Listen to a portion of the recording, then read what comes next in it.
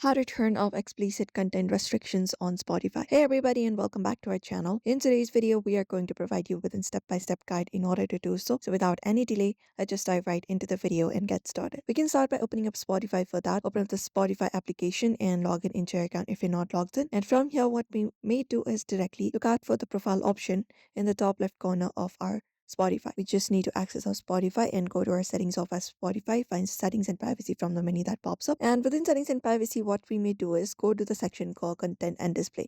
So find that option there and tap on it. And when we tap on it, we can directly find a section called content preferences, where we'll be finding option called allow explicit content. Explicit content level with the E tag is playable when off. Explicit music and podcasts are skipped. Explicit audiobooks where audio are available are hidden. So if you want to turn off this option, you can tap on the circle option right beside it and turn it off, and that will save all the changes directly.